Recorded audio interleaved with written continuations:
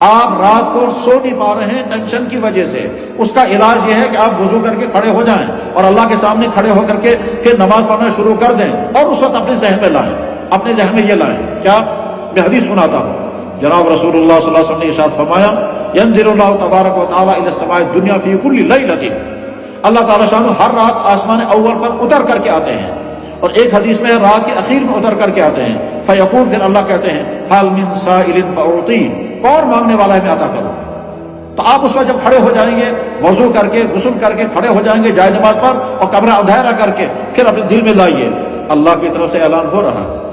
میں سن تو نہیں رہا ہوں مگر میرے نبی نے کہا ہے تو یقیناً اللہ کی طرف سے اعلان ہو رہا ہے۔ اللہ کہہ رہے ہیں مانگو کیا مانگنا ہے، میں یا اللہ آپ سے مانگتا ہوں مجھے اس غم سے نجات عطا کر دے، میں آپ سے مانگتا ہوں یا اللہ اس مصیبت سے مجھے بچا لے، اور یا اللہ میں جس طرف جانے والا ہوں وہاں جانے سے مجھے پکڑ کر کے روک لے۔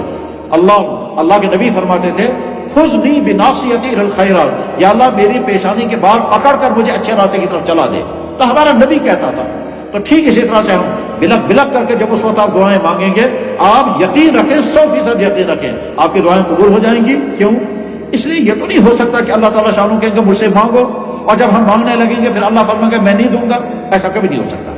بس جب مانگیں گے اس مانگنے میں آپ کو لطف آئے گا، اس رونے میں آپ کا مزہ آئے گا، اس آنکھوں کے نکلنے، ان